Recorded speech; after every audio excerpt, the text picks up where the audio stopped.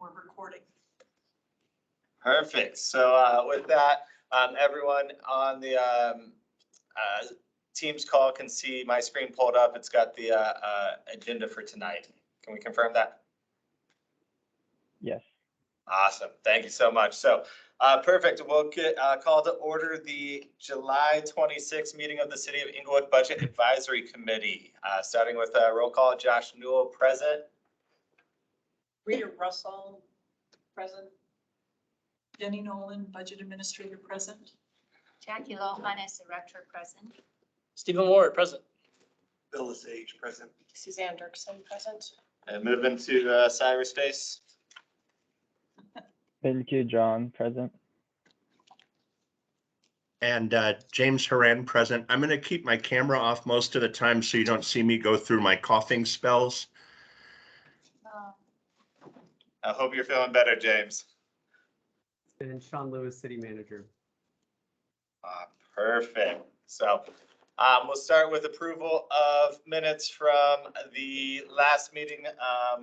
Was this the 16th meeting or the meeting on the 16th or the 12th? July 12th. So July 12th, approval of minutes from July 12th.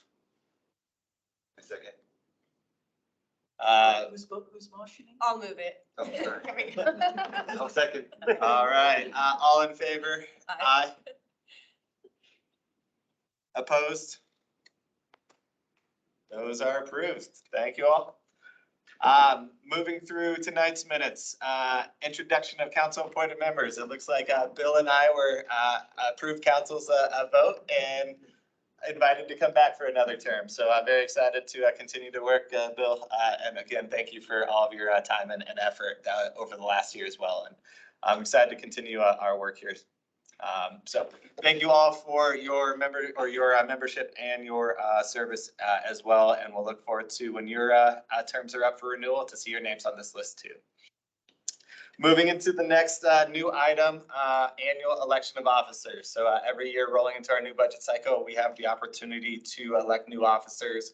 I spoke at one of our previous meetings that with my new business as well as a 1-year-old, it is my preference not to serve as chair moving forward for the next stretch. I'll reevaluate as life kind of calms down. That opens the opportunity for a new chair. Min Q, you shared similar feelings with Henry's now about 8 weeks. So you've got a different challenge that you're rolling through. So I think your preference was also to maybe step back a little bit. Opens up the opportunity if anybody would like to speak out their name or encourage one of the other 3 members. And I think Peter, did he have some conflicts he was concerned about? He's died. He's an alternative, so he wouldn't be able to serve. So is there anything to add to that on chair and vice chair? No, I think Suzanne, you had a question whether or not you could, I've served again. 2 terms. and it doesn't look like per the bylaws, it wouldn't be, that you would be excluded, especially since you stepped down. So you could reapply if you so chose. I think the bylaws said consecutive terms. It just can't be consecutive. Can't get away that easy. Yeah, no, I mean, I would love for somebody to take on that role, but if people feel that they don't have the availability, then Yeah, I can do it. Bill, I'd like to nominate Bill as our new chair. I would like to second that nomination. Second. I'll stronghold into that a little bit.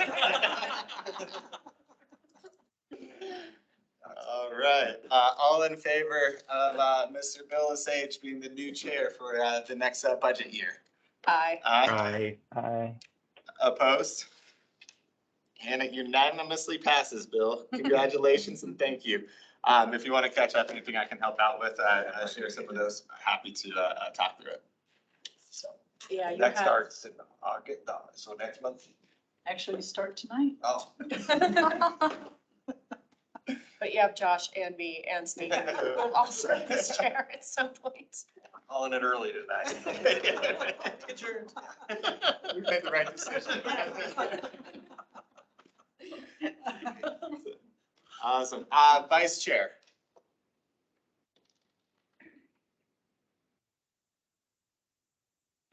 And Actually, if there's that much silence, Bill, I'll stay on as vice, or I'll offer myself as vice chair and definitely support where I can if that works for everyone too.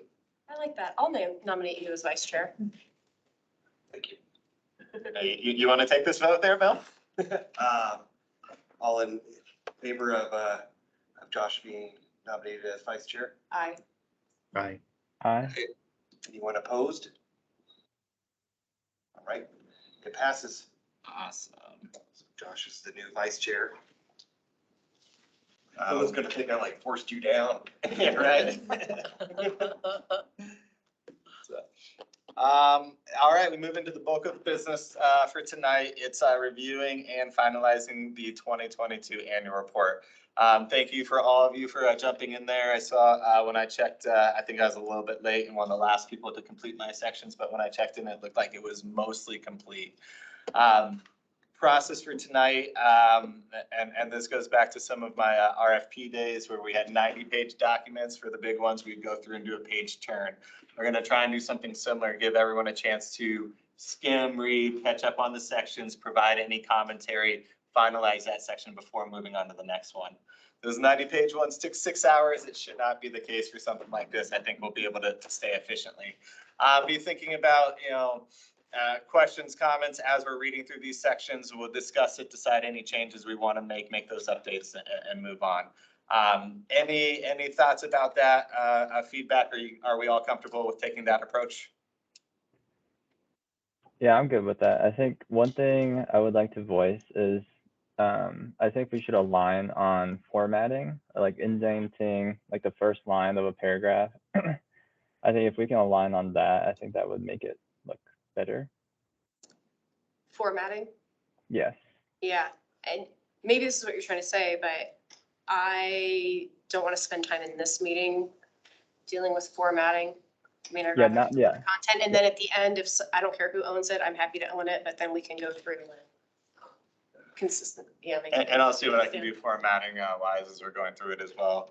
I saw some people, I still got taught in the typewriting days with the double spaces after sentences versus single spaces. That's me, Those totally me. are some, learning about that. I had a colleague point that out years ago, and so I switched that. But those types of formatting will definitely I'll go through as we're looking at it. Perfect. So jumping right in, introduction. Bill, thank you for getting this started. Any kind of comments or feedback on updating the introduction section?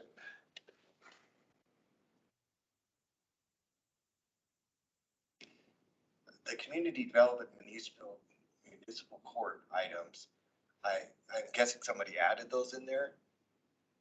And they weren't part of my original, and it's fine that they're added there, but they just don't really they're not like complete thoughts, so I don't know if somebody put that in there, if it just got pasted in there. Could have just been a pasting. Can you blow it up a little bit bigger, please?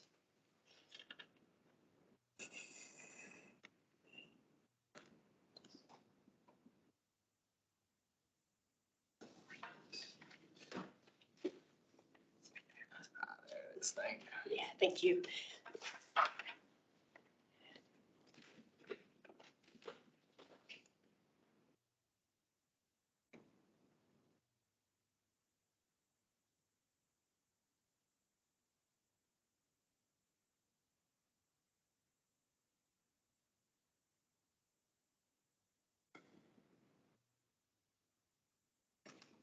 I'm fine with it.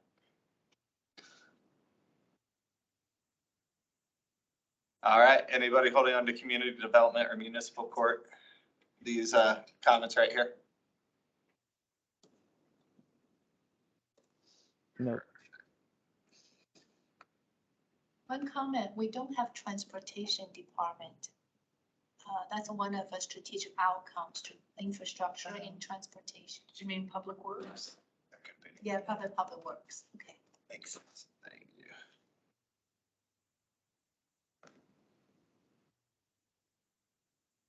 All right.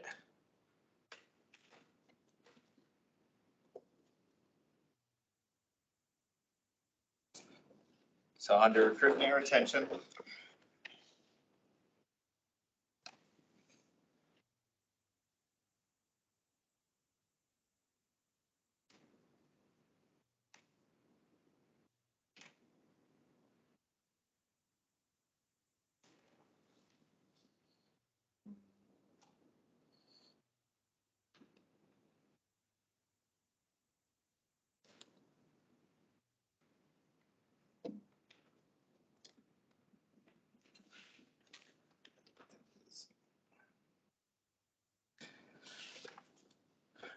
So I think it does an excellent job calling it out. The challenge is outside of saying it needs to be addressed, like, is there anything else we can add creatively to think about ways to address it?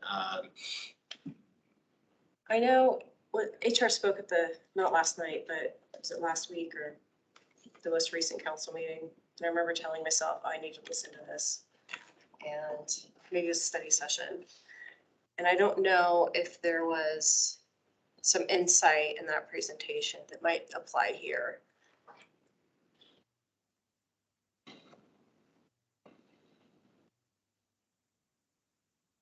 To me, like, are there creative, knowing there's always these budget challenges, that's always going to be a constraint, you know, hybrid work situations, work from home, things like that. Are those things that we should be considering more of to be able to be a more competitive employer from that aspect, the flexibility, balance of life? And do we want to include anything along those lines? We can, there's no harm in that. I've got the budget in mind, like protecting the budget to ensure that our salaries are competitive and our benefits are competitive. And like the total compensation piece of it. Yeah.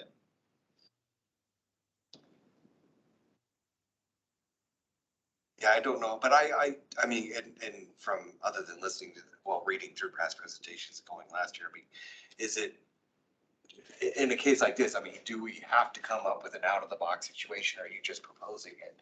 I mean, I'm all for, but it might not be within our knowledge to propose, you know, we may not have any other options, but from a community perspective, hey, this is important, you know, we're hearing it loud and clear. Yeah. Which was kind of my perspective on it. Right. I mean, if I could say this in one sentence, it's every department is facing this issue, or at least is communicating that they're facing this issue. We are advising council on the development of the FY23 budget. Therefore, we advise council to protect the budget in a way that alleviates the burden that each department is facing with respect to recruitment and retention. Maybe as we get into some other sections, and especially talking about the capital projects process and better aligning that, does that, that leads to like what we're seeing with the ballot measures coming up, that will alleviate some of the budget. And, you know, if there is these levers that alleviate the budget, we prioritize money going into help support funding, you know, higher rates, higher salaries, things like that for our employees. James or Minky, do you have any thoughts?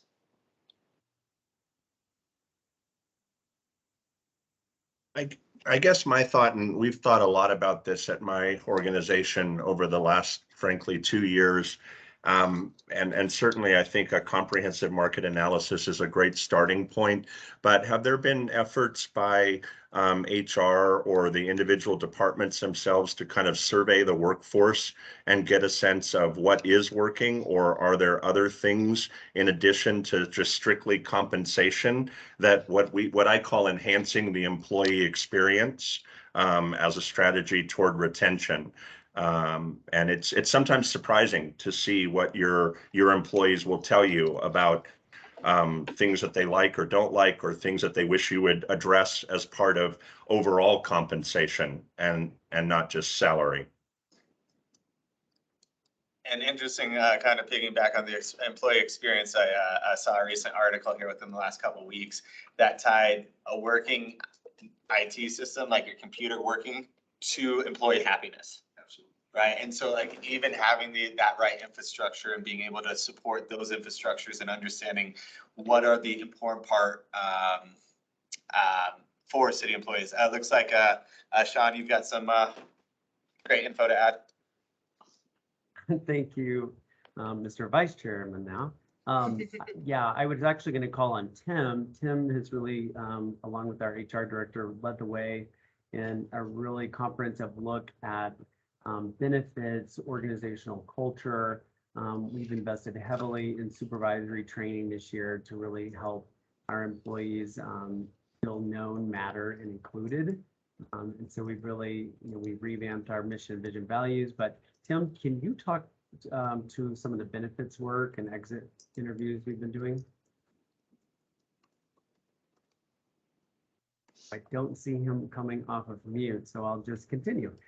Yeah, so we also started about 4 months ago exit interviews, in which we're really trying to get a sense of, are people leaving for salary? Are they leaving for benefits? Are they leaving for work-life balance? And we're analyzing that data now, kind of getting that put together. But the other thing that we've done is gone back to the market for healthcare, health insurance, and plan to take a new healthcare package to council, hopefully with the ability to meet an employee need that's been expressed through our satisfaction surveys of more choice.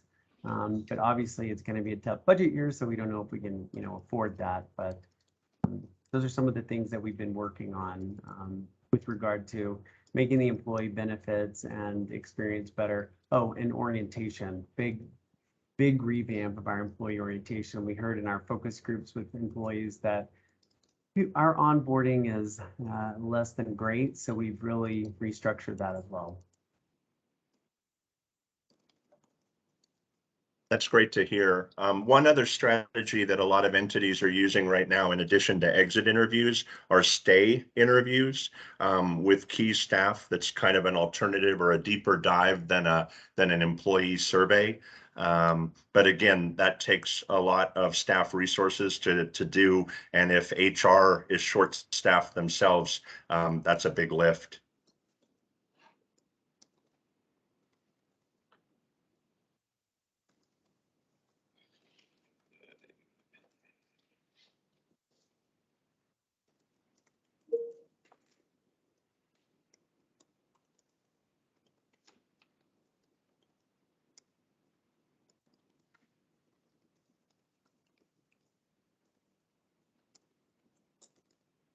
How about something like that?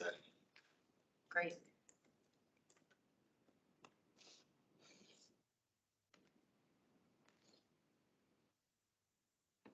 All right, any other comments on recruitment and retention? I like that you put the quotes in there. I think that was good. I think that's awesome. It's the easiest way to communicate it, Yeah. instead of trying to paraphrase. I'm sorry. Thank you. Perfect. This is a longer section, so we'll kind of break it down in chunks as we're reading through it. But the capital projects process and the ROI. And there is some thoughts to break this into a couple sections too as we're going through it. So.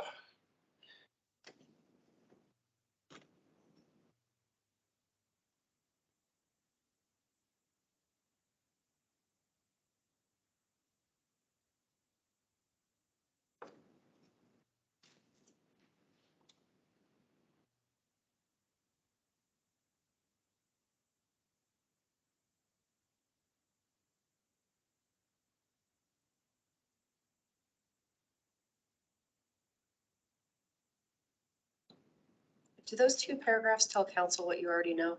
It's a question for Member Russell and the Mayor Pro Tem.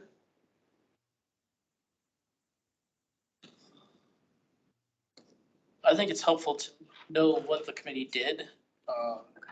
Not all of our council members are following budget advisory committee meetings. So it sort of introduces the work that you've already done and gives some grounding for your recommendations. I agree with that. Good. And I like the prioritization and just reiterating how we feel about prioritization of these. Yeah, I think that part's important because it kind of sets the stage for what we're about to speak to.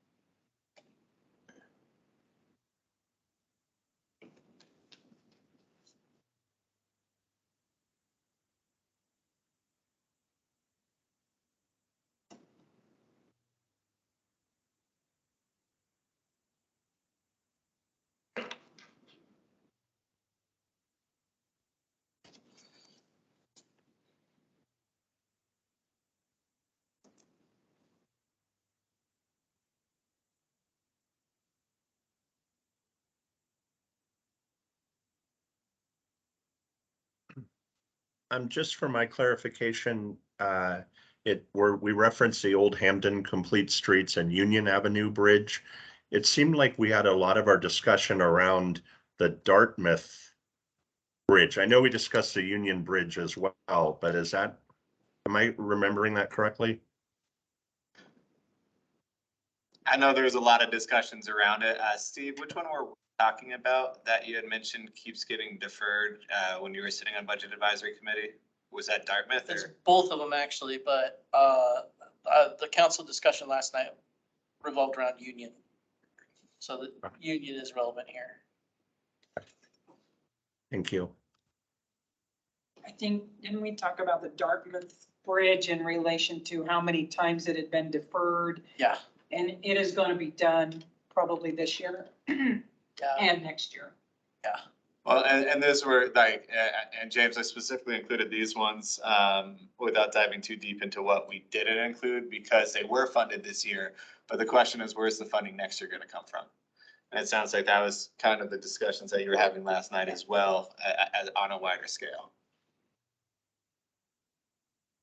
Just saw a note from Andrew Lewis there. Oh.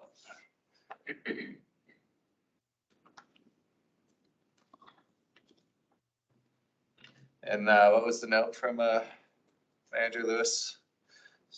Since I don't have the teams, I'm not seeing the chat come through. Sorry, you may prefer I just speak up. I can do that. I just don't want to interrupt them necessarily. The Dartmouth Bridge is fully funded, but we've had a lot of back and forth with Excel Energy, who seems to keep moving the goalposts with regard to putting the power lines in that area, running them underground. So we are using part of our 1% for underground utilities there. And we had a conduit that they wanted, then they changed to a cage around the conduit. And now it's the attaching mechanisms of the cage to the underside of the bridge. So it's just been an ongoing challenge to get Excel to move as fast as we'd like to on that project. But knowing we've got those funding sources, and I think this kind of gets into this part of the section on ways to better understand when we just saw a list, it's like, how are we funding this? Knowing that, you know, here's a list that we're responsible to, and even considering a cap on the total project that can come out of that capital project fund, to say, hey, this is above the cap, we need to be able to find this dedicated resourcing for. And I think that even though it may not necessarily make a difference to our recommendation, but those kind of things that Manager Lewis was just talking about, I think are, it's good to know, right? I mean, because we would never know that Excel's, you know, holding up or arguing about where they're gonna put, you know, put their equipment. So that is good information. Well, and the recommendation is what's coming out of the budget. Now we're saying this is an important capital project, but it's not appropriate for this budget. We recommend going to find something else to be able to fund it, what the partnerships are, getting Excel to pay for part of it, et cetera. This is actually a very new approach for us. And I think this feedback is helpful. It helped us last night. You know, typically councils have been focused on what they're doing this year. And in past cycles, when I was on the Budget Advisory Committee, we expressed the desire to see councils focus on more than just this year. But this actually captures what the effect of that would be. Awesome. I agree with that. The discussion that we had a few weeks ago in here really did help me think through how we look at things too. Perfect.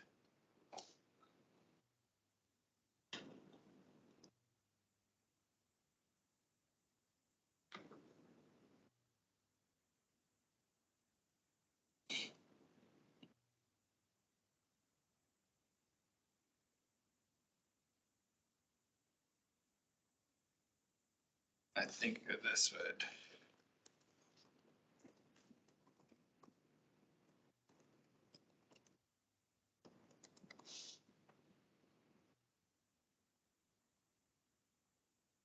I like that paragraph.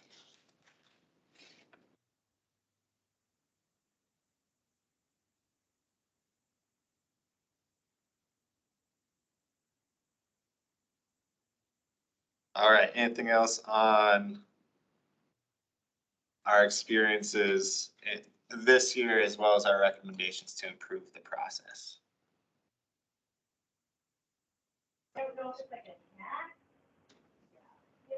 No, I think it's just well written.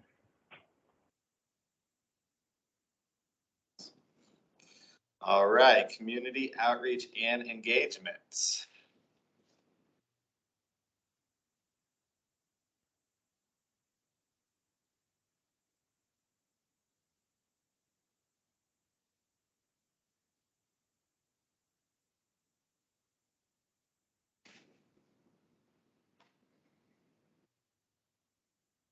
I was wondering where we list examples of, the outreach methods that we've appreciated. Could we add surveys there? I think that that's a really important kind of two-way method of outreach. And I know the city's done a number of those over the last, I'm sorry, I was looking at the paragraph above there. Yeah. And do we want to include it in the paragraph above? Because I think it is a strong point, so.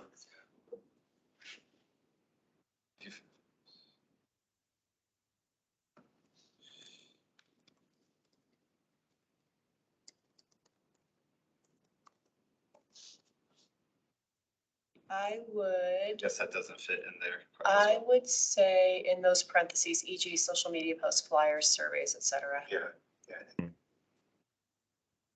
Yeah, that's exactly what I was referencing, Suzanne. Perfect. And I like the call out of the specific things that we've done.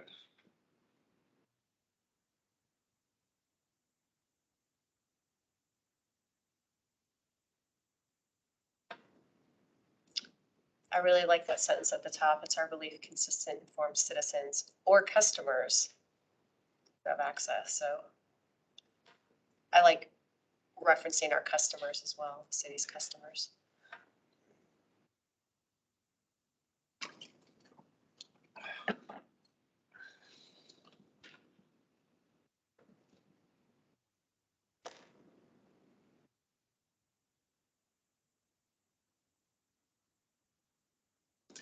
Bill, we never heard back from. No, I didn't, follow, obviously I wouldn't be high on her priority list to get back to, but I threw it out there and she'd been out of office, so. But I stated it essentially wasn't like we were, it was just like, hey, we're a committee. I wasn't making any recommendations on behalf of the city or any agreements. It was just a simple outreach. So, sorry, who is Wendy Rubin? She's the superintendent in schools. Oh, okay. And so do we want to leave that with it just kind of being an outreach at this point? Is that something you're going to continue to follow down, or is Yeah, I don't mind following up with her. Like I said, I wasn't gonna, bug about it. Cause she had been out until like the 18th or 19th, so. Gotcha. But I wanted to make sure everybody was comfortable with leaving that in there, even though we, before, that was kind of my comment, was just making sure you all were fine with leaving that comment in there. My thought is if you're going to continue on the follow-up and there's a chance that we'll hear something, before next Monday's meeting or even in future meetings that we can bring back, I do think there is a benefit to keeping it in there. Okay. I agree with Josh, and I would say maybe not limit it to Wendy Rubin, but somebody also like at Colorado's Finest. You can't make contact with her. Yeah, I wasn't sure. I was hoping she could kind of help us with who to go to, but yeah, I'm with you, yeah. This actually dovetails really well with our youth engagement discussion we had a couple of weeks ago. The city schools committee, which is Councilmember Noonan-Camp and I, Manager Lewis, and 2 school board members and Superintendent Rubin will be meeting soon to discuss youth engagement. And this can be part of that discussion for sure. Awesome.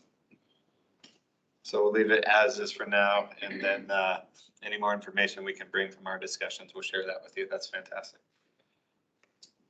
All right. Let me come up here. And was this a comment or is this highlighted?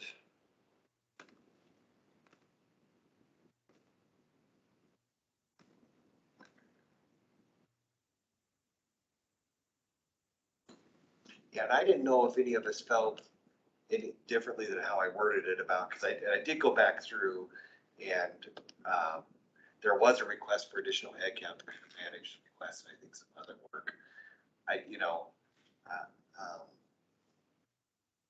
So on this note, and this is a question for city staff and maybe Sean and Tim, does the communications team have like a workflow management system to be able to track requests and manage them coming in? And is that something that would help, people be more efficient at their job and solve some of those staffing challenges? Yeah, thanks for the question.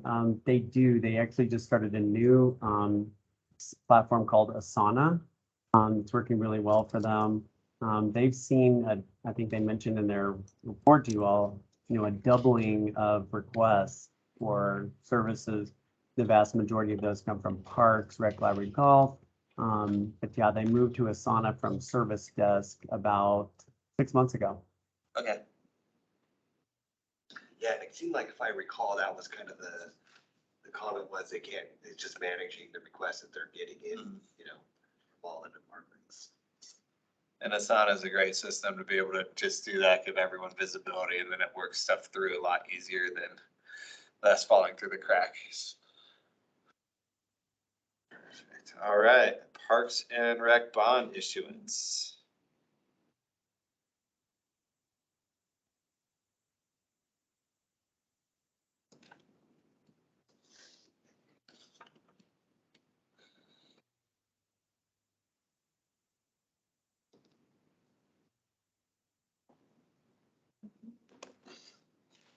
That's good.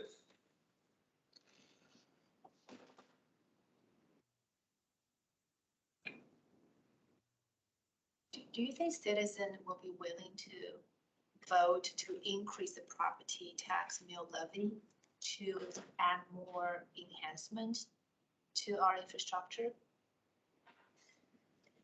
Or just maintain the same property tax mill levy and see how much we can fund based on the interest rate in turn? What do you think? I mean, I need to do a survey, huh? yeah, I think it's a hard proposition right now because, Yeah, we just did a sales tax. having too many, increases at a time of high inflation when there's other concerns going on, timing wise, it'd be difficult to, ask for additional on top of the other additionals that are being added. I think that are more, now this is just my own personal thoughts on it. Yeah. We had a conversation just this week because we are reviewing 2023 budget request. Yeah, we realized with the interest rate, we probably need to, but that's good. That's why we want to get the pulse, community pulse. Thank you. Is there any benefit there of saying, okay, so you have the increase to maintain at current levels, but is there synergy there to be able to also enhance, if you did it at once, would that ultimately result in any cost savings for In the future. Excellent point. We haven't met with Parks and Rec yet because they have the master plan. We want to know what they really need. Yeah, if we just want to maintain the current status quo, or is there really bona fide increase that may last for a long time? Yeah, we haven't had that conversation yet, but I feel this initiative will require a lot of work from city staff, from communication, from finance staff. And it's a timing challenge, because when I think about the priorities, the other bond issuances would be a higher priority. And so now you're rank choicing them, and then the bottom of the list is the most at risk of, people splitting their votes and only allocating to 2 increases versus 3. Yeah. Is there other, revenue sources there? I know, for example, the 40th anniversary pass is up for renewal this year. And Director Underhill indicated that they would do it. Like, it's a screaming deal. Like, even being able to raise the price on that or moving it to an annual pass instead of every 3-year pass to have more consistent revenue. And that's where other areas go to a little off topic and, kind of off this section that we're talking about.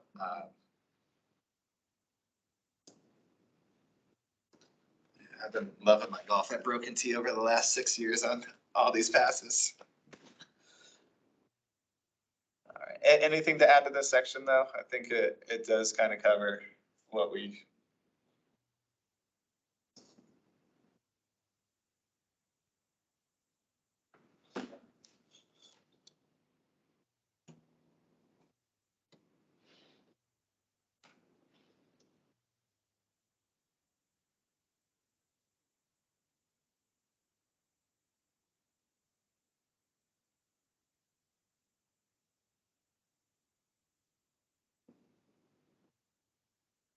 I feel like we were missing a sentence or there's a sentence out of place.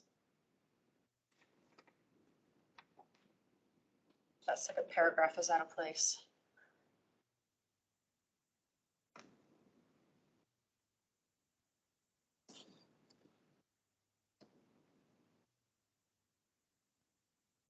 Yeah, stick it in there. Thank you. Does it feel better?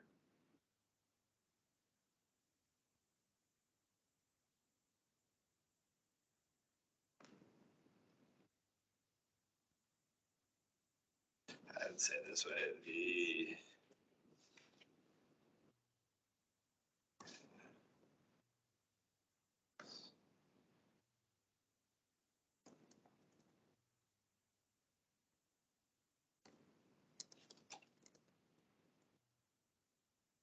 All right, let's do it this way.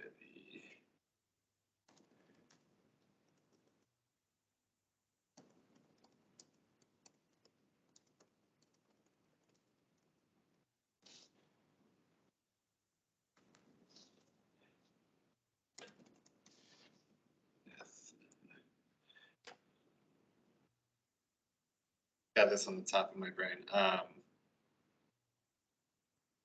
That's completing.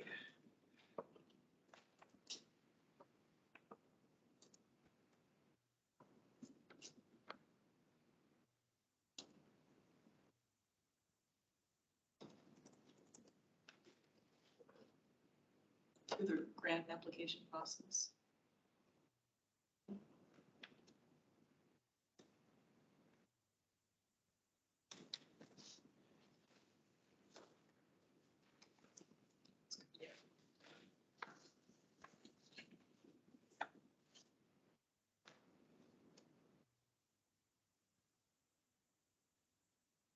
So this still shows that the grant writer is supporting the subject matter experts through these things. The subject matter experts still need to play a very, very large role in it. But at least the centralization and coordination and any of the grant questions that the grant writer can ask and start to create a database of.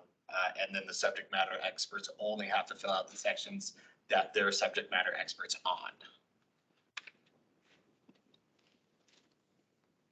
One more comment I would have about this section is that, you know, a 0.5 FTE grant writer isn't going to be able to, I mean, that's going to be very limiting.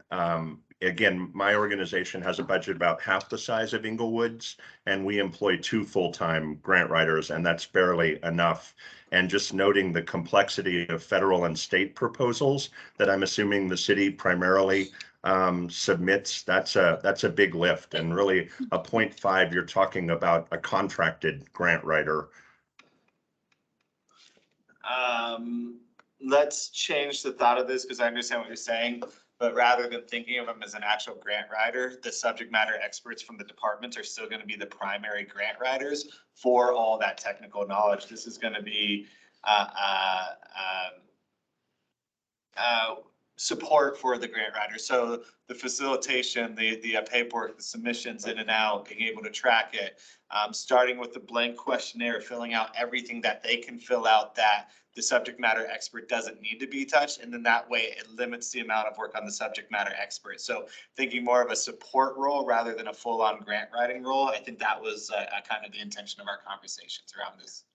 I don't know. I like what James said, and I would bump it up to a 1.0 based on. Right. And Josh, I still think it's a lot of work, and 1.0 Yeah. is. And that's exactly, Josh, the model that we use, where our program people write a lot of the narrative, but still our, grant coordinators are very busy. Yeah. But your organization is a nonprofit and largely grant funded, I would imagine. Is that right, James? No? Now, we're over 80% government funded. Okay.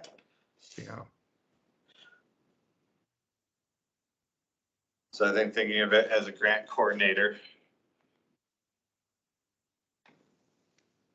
Grants manager, I mean, there's all kinds of titles for it. Yeah. Call it manager. Sounds more professional.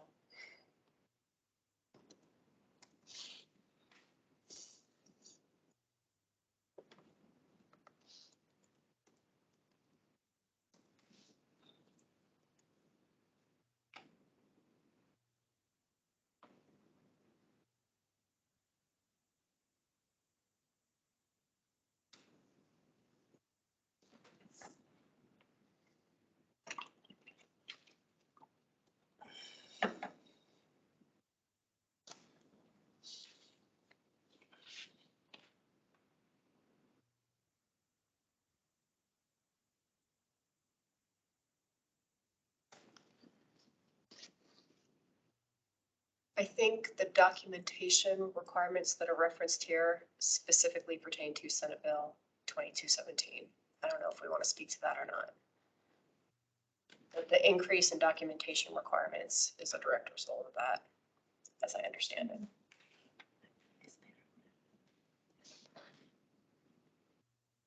What would we, other than calling out the Senate bill specifically, and does council need that clarification? Or, You could even just say, it's meet the documentation requirements, it's kind of throwing me off. So I would either delete the word the, or say current, or. Statutory. Yeah. I see what you mean. You're like, Yeah, what? even that sentence is fine, just the word the. Because when I read the, I'm like, well, I don't know, it just makes me question it.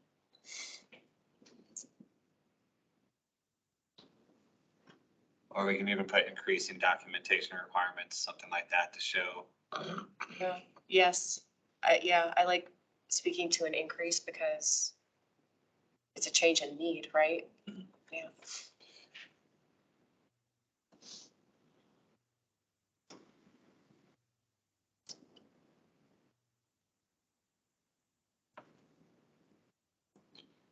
Let's call it ballot measure. This is the first time I've read this section and I like it. All right, any other feedback on this section?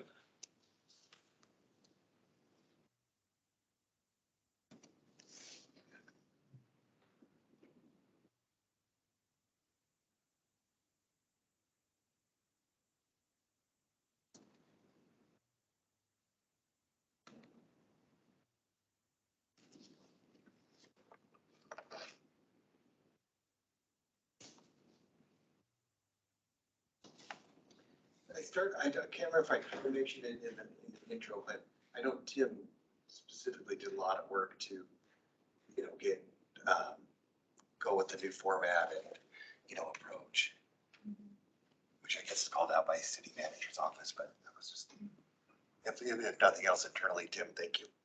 So I guess a fourth bullet point would be encouraging, and we can call out Tim by name, but encouraging the back to the words adapt and evolve in mind. Adapt meeting structure to align with the city's strategic plan outcomes.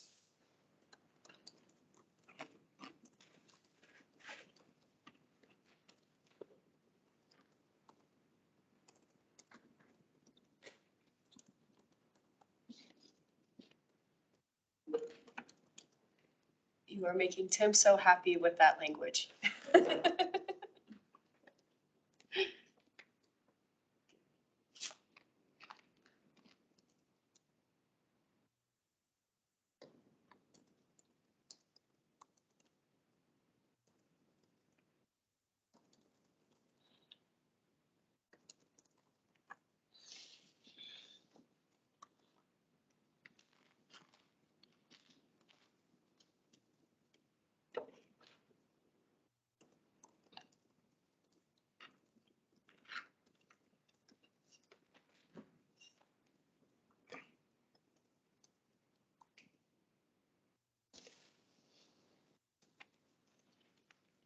Yeah, and I guess my suggestion for members of the back is just if there's anything that excited you over the last year, just pop in here and have a sense. It can be anything. You liked the bands at the block party. You liked, I don't know, changing the name of your neighborhood. Or not. It's funny, the things that get a lot of engagement, and even the social media posts about the new neighborhoods, there's been some very passionate people sharing their feelings about Yeah. the neighborhood being sectioned off by a street where. I will say, as far as graphic design goes, I love that map. I think that map is That's really awesome. cool. Okay, Okay. All right, so closing section.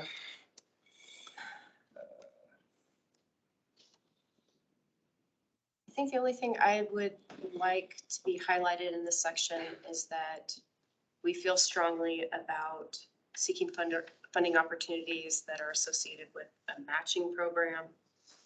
We feel strongly about ADA, or just accessibility. And So we did talk about that, I know, in the capital Yeah, projects, but just so a recap of that here. yeah. Like, big picture, this is what we, like, our take home points, without getting into specific departments, outcomes, or line items. This is the budgetary approach that we would advise council to take in FY23 budget development.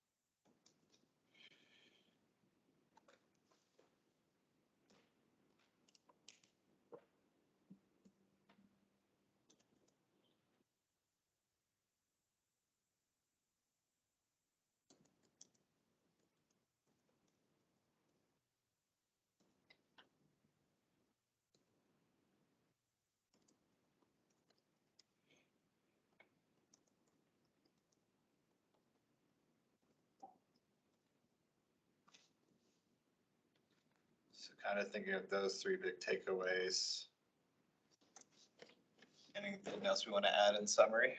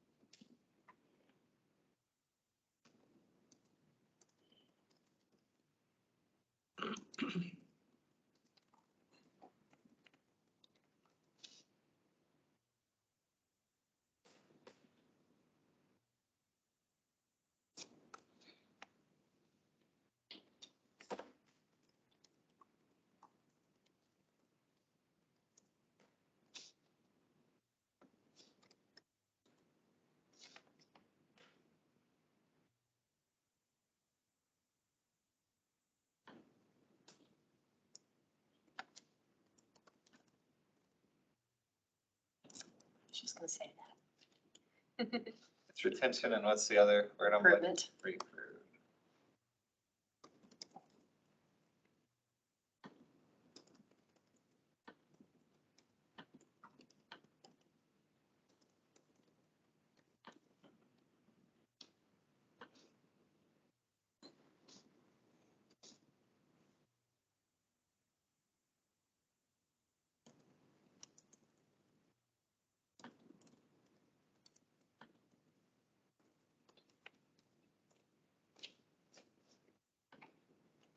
I like that better. Capital, that you added capital projects. And then I don't know if it would belong in this category or in the recognition category right above it. But I wonder if we want to recognize the city's DEI efforts or JEDI or those kinds of that initiative in advancing that over the past year, because that was a recommendation, I think, in last year's Budget Advisory Committee report, and just to encourage continued resources be directed toward that.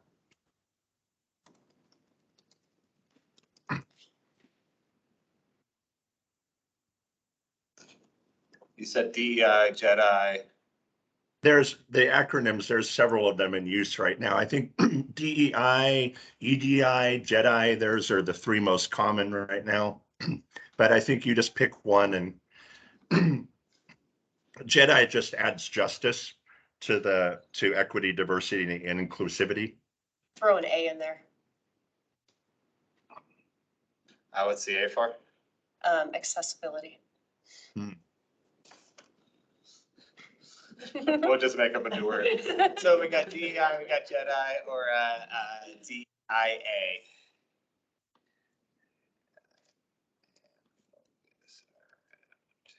You know what? Let's just type out diversity, diversity, Equity, inclusion. inclusion and accessibility. Is the justice more on restorative justice? James, I'm not familiar with the J. It's more used in the context of racial justice and reconciliation. So I'm not sure if that's necessarily appropriate here in this context of the city and its actions. I mean, I think it's certainly something everyone supports, but it may be more appropriate to community organizing and things like that.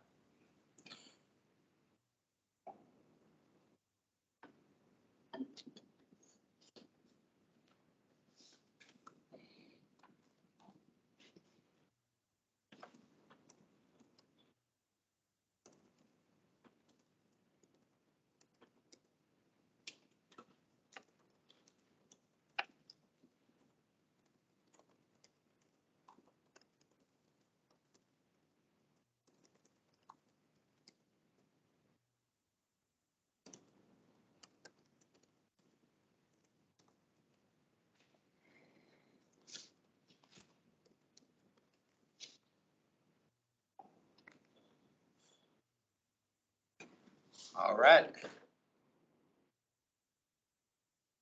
We did it. Any other thoughts, feedbacks, comments?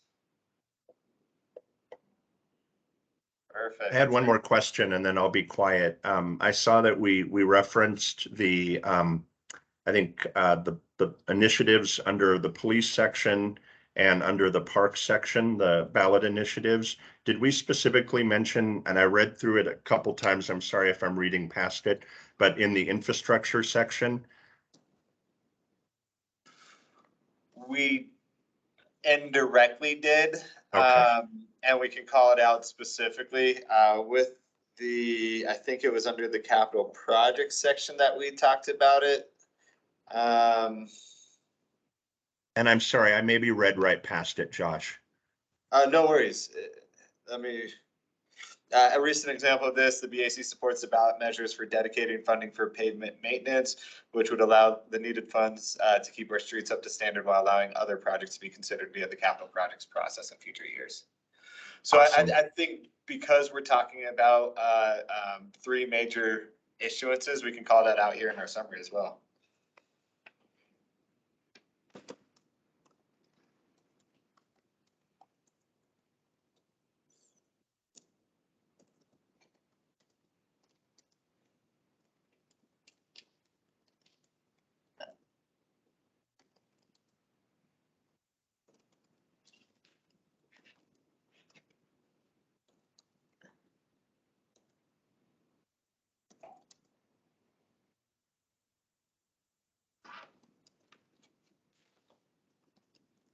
So so I would have written that sentence differently, which doesn't mean that I would be right and you would be wrong. But if I had written it, I would have been more direct in saying the back supports.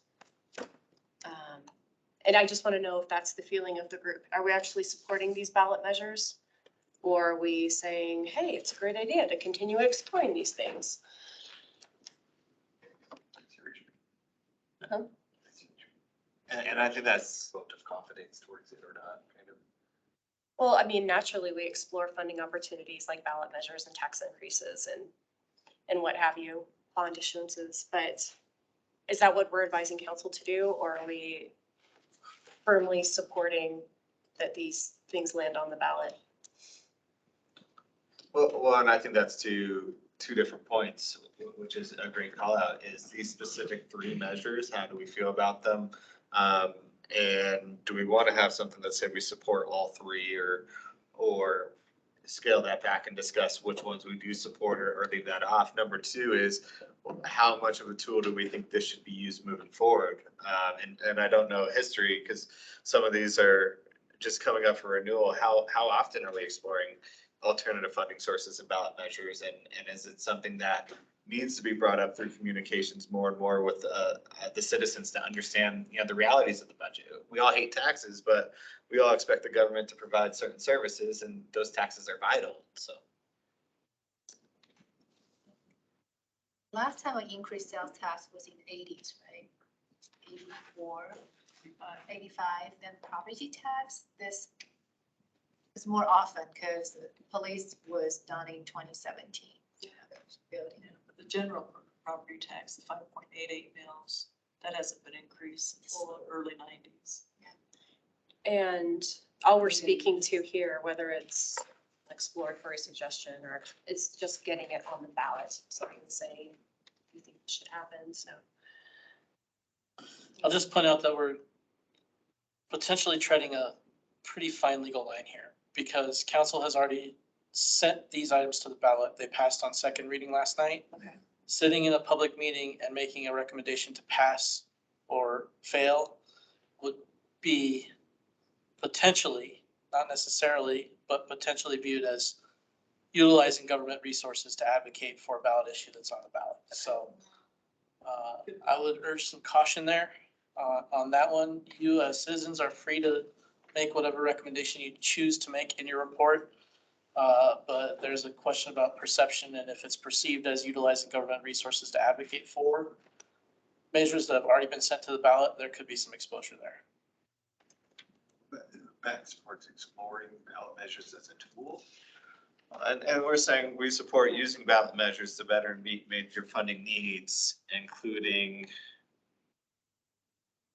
So I think that we're talking about, use the ballot measures, push it out to the citizens to understand the, funding deficits and the needs for it.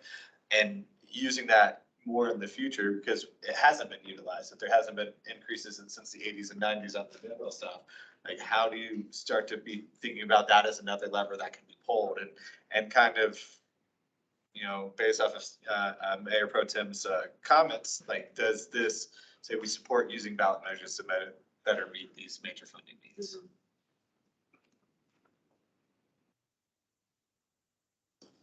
Yeah, I don't think I can comment beyond what I've already said, but I'll leave that decision to the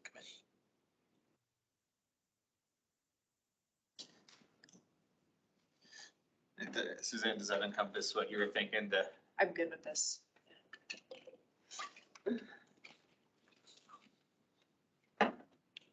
All right. James, thanks for including that, because I think that is one of the strong points that we want to recap in the summary here too, so that's perfect. Anything that we think we're missing in the summary or overall from the report, or kind of final commentary on it?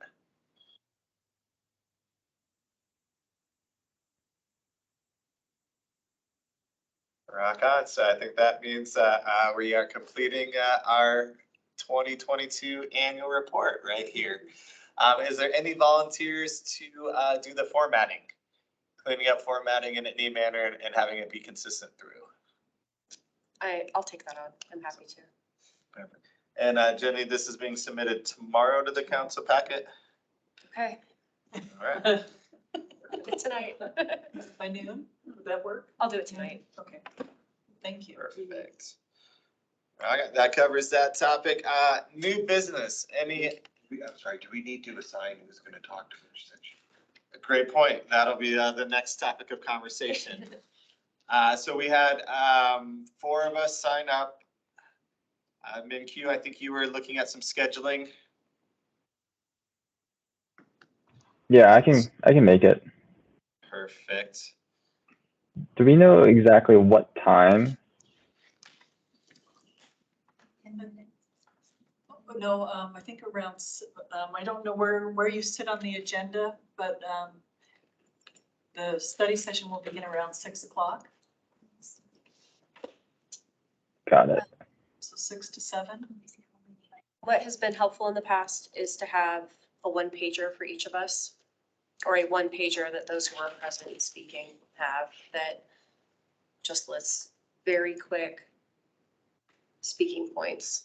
Because we're not going to be reading this whole report. We just want to really, we've got 15 minutes total, right?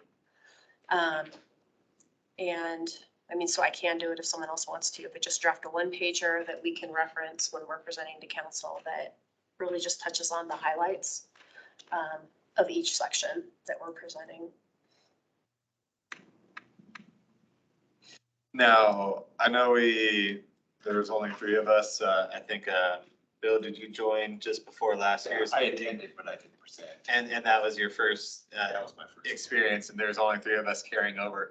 Is 4 too many to present? Should we have 4? Should we have 3? How should we start with the balance there? How many, I think we should just go section by section. I like having people in the room if our schedules allow it. I just think it shows good representation and dedication, but I think we just go through each section, decide who wants to speak to that, and that can determine how many people are actually speaking. All right. We'll start with recruitment and retention. Whoever covers recruitment and retention can kind of do a brief introduction. I don't think we need to assign somebody that section. That would be me. All right.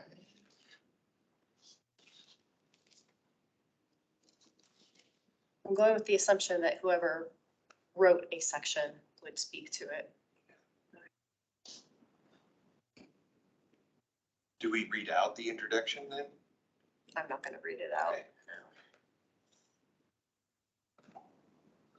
All right, I can do the capital projects process and ROI.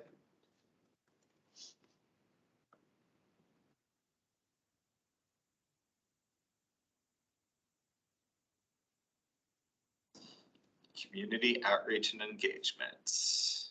I don't mind doing that. Do we want to share bullets between us similar to this, like we did, just everybody kind of get a view of it? It would be, I think it would be handy.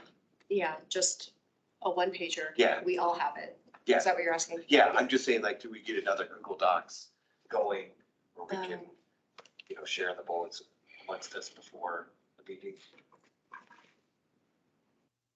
I didn't think that much about it. Whenever As it's worked in the past, I don't. Yeah, as I'm doing the formatting tonight, I'll just create a quick Word document. Does that sound fine? Yeah, that's Send it to you great. guys, okay.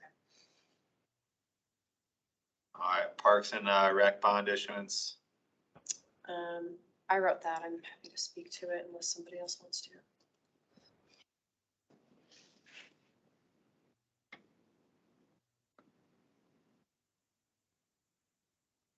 Grant writing.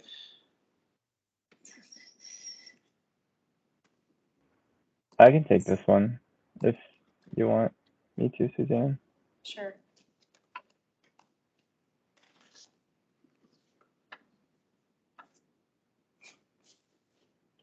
Public safety, I can stay on this one.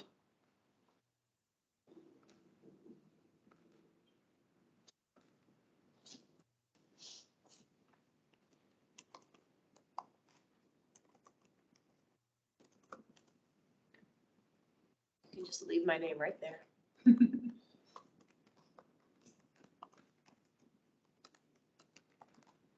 And then I'd say either a Bill or in Q or a combination to do the close. When I draft the one pager, if this makes sense to you guys, I'll put it in order of people speaking, so that way we're not toggling back and forth. Well, and I was gonna say, do we want to readjust the order of the report to match how we're I can- speaking? yeah, I can And do so that too. that way, the speaking will follow it, and then we're avoiding the toggling. Okay.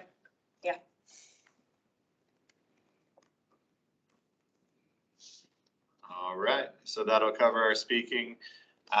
Thank you for all that work, Suzanne, to pull it together and kind of have those bullet points. And just kind of reread your section, be comfortable with the content. And when we get into the point, it'll be 15 minutes of us presenting, 15 minutes of Q&A. And whoever kind of took the section and presented on it will answer those specific questions. If there's any support after that or questions outside of context, we'll just kind of decide there at the moment who answers it and takes that conversation. Perfect. All right, any other new business? Wonderful. Members' choice.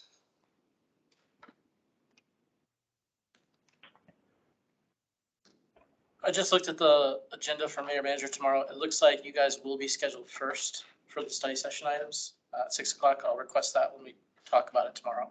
Perfect. So you can start right at 6.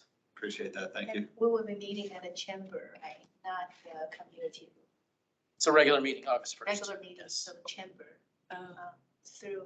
through the security check. Okay. That's Second new. floor. I mean, Q, does that work better for your schedule, or were you hoping that we would go later? Can you say that again? Looks like the budget advisory committee will present starting immediately at 6 o'clock on August 1st. Got it. Yeah, 6, that works. I was just curious on the timing.